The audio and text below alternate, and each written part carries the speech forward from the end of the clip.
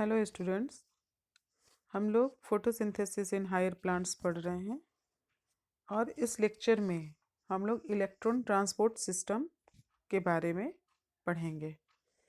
The electron transport system in photosystem centre, chlorophyll A absorbs 680 nm wavelength of red light, causing electrons to become excited and release two electrons from the atomic nucleus.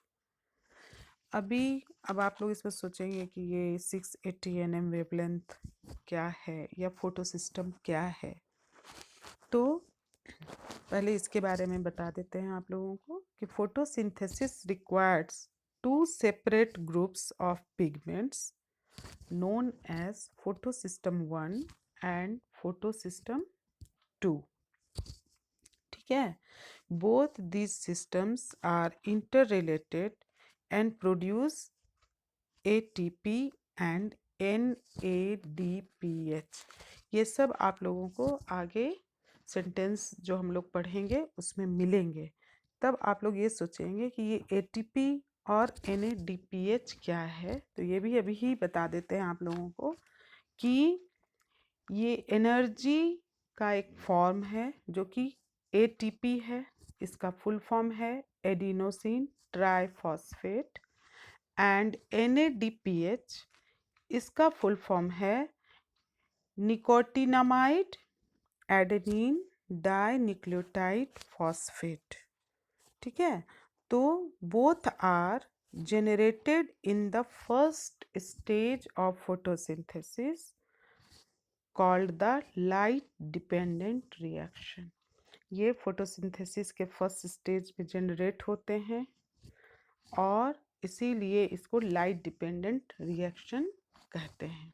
ठीक है, तो यहाँ पर है कि इन photo system, तो जो photo system है उसका जो सेंटर, उसमें क्लोरोफिल ए प्रेजेंट होता है जो 680 नैनोमीटर वेवलेंथ लाइट को एब्जॉर्ब करता है। ठीक है, और जिसके कारण इलेक्ट्रॉन जो हैं वो एक्साइटेड हो जाते हैं और 2 इलेक्ट्रॉन रिलीज करते हैं।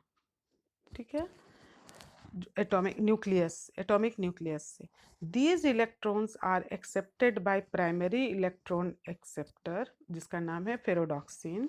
The electron from the ferredoxin pass to electron transport system consisting cytochromes. The electron moved in downhill in terms of redox potential by oxidation reduction reaction. Finally, the electron reached photosystem 1। अभी आप लोग को बताएं कि photosystem 1 और photosystem 2 क्या है। ठीक है, यहाँ पर वही चीज़ दिया हुआ है, फोटोसिस्टम 1 एंड फोटोसिस्टम 2। LHC यहाँ पर एक आप पढ़ रहे हैं कि ये LHC यहाँ पर भी है, यहाँ और एक येलोइश कलर में भी आपको LHC क्या है, इसका फुल फॉर्म है लाइट हार्वेस्टिंग कॉम्प्लेक्स। ठीक है, जो कि ये प्रोटीन्स होते हैं और इनका फंक्शन फोटोसिंथेसिस में होता है। ठीक है, bye binding chlorophyll and carotenoid molecules absorb light and transfer the energy to the reaction center chlorophyll of the photosynthesis। ठीक है, तो यहाँ पर एनर्जी भी रिलीज होते हैं और जो कि इलेक्ट्रॉन ट्रांसपोर्ट सिस्टम भी है। ठीक है, the electrons are not used up as they pass through the electron transport chain but are passed on to the pigments of photosystem 1। photosystem 1 को ही PS1 भी कहते हैं। Now electrons in the reaction center of PS1 मतलब photosystem 1 are also excited when they receive red light of wavelength 700 nm and are transferred to another acceptor molecule that has a greater redox potential। ठीक है, electron hole created in PS1 photosystem 1 is filled up by the electron from PS2। इसका जो electron hole जो create होता है photo system 1 में, वो किसके द्वारा फिलअप होता है, किसके द्वारा भरा जाता है, वो फोटो सिस्टम 2 के इलेक्ट्रॉन के द्वारा उसको फिल्ड अप किया जाता है। Electron from PS1 photo system 1 pass down hill and reduce NADP into NADPH2, that is यहाँ पर उसी को आपको NADPHH लिखा हुआ है। ठीक है, इसका फुल फॉर्म हम पहले ही आप लोगों को बता चुके हैं कि NADPH क्या है, nicotinamide adenine dinucleotide phosphate. ठीक है, during the process of transport of electron, transfer of electron takes place. ठीक है, ट्रांसपोर्ट ऑफ इलेक्ट्रॉन में इलेक्ट्रॉन का ट्रांसफर होता है स्टार्टिंग फ्रॉम द PS2, मतलब ये स्टार्ट किससे होता है, फोटो सिस्टम 2 से, uphill to the acceptor, down the electron transport chain to PS1। आप लोग फिगर में भी देख चुके हैं इसके पहले।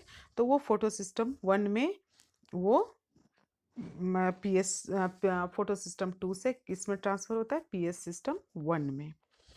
Excitation of electrons, transfer to another acceptor and finally downhill to NADP, causing it to be reduced to NADPH plus H, वही NADPH2 is called the Z scheme due to इस कैरेक्टरिस्टिक शेप। मतलब इसका transport का जो electron का जो transport होता है, ट्रांसफ़र होता है PS सिस्टम 2 से PS सिस्टम 1 में, और जो एनर्जी जो NADPH से NADP में जो ATP हैं, ADP से डाईफॉस्फेट से ट्राईफॉस्फेट में, इस तरह से जो इनका जो बनते हैं, तो ये क्या हो जाते हैं, इनका जो शेप है वो जेड का शेप का हो जाता है, इसीलिए इसको जेड स्कीम भी कहते हैं। This shape is formed when all the carriers are placed in a sequence on a redox potential scale. Redox potential scale के में इसको प्लेस के सीक्वेंस में जब इसको लगाया जाता है तो ये जो शेप है वो फॉर्म करता है, बनता है। अब है splitting of water. Electron required for electron transport system is fulfilled by splitting of water photolysis associated with PS2। ठीक है, तो फोटोलिसिस क्या है एक्चुअली, तो फोटोलिसिस ऑफ वाटर, ठीक है, in the presence of sunlight is the breakdown of the water molecule into hydrogen and oxygen. पानी क्या क्या उसका क्या ये H2O, ठीक है, उसमें हाइड्रोजन और ऑक्सीजन मिलकर करके वाटर बनाते हैं। तो उनका जो ब्रेकडाउन होता है, टूटना और हाइड्रोजन अलग हो जाना, ऑक्सीजन अलग हो जाना, ये फोटोलाइसिस कहलाता है। ठीक है, और ये किससे एसोसिएट है, ये फोटो सिस्टम 2 से। तो photo system 2 lose electrons continuously filled up by electrons release due to photolysis of water. ठीक है, water is split into, देखिए यहाँ पर H लिखा हुआ है, इन ब्रैकेट O लिखा हुआ है, that is hydrogen and oxygen, and electrons in presence of light and Mn2 and Cl। अब इसका क्या है, Mn क्या है और Cl क्या है, आप लोग आराम आसानी से जानते होंगे। This also creates O2, the by product of photosynthesis। Photolysis takes place in the vicinity of the photosystem 2। Photolysis किस में होता है, देखिए यहाँ पर दिया 2H2O, ये आपको ब्रेक डाउन होता है, इसका होता है 4H plus O2 plus 4E minus, मतलब इलेक्ट्रॉन जो है वो पानी जो है वो स्प्लिट कर जाता है हाइड्रोजन एंड ऑक्सीजन में, और इलेक्ट्रॉन्स रिलीज्ड होते हैं। ठीक है, इस चैप्टर को यहीं पे खत्म, इस टॉपिक को यहीं पे ख़त्म करते हैं। Thank you.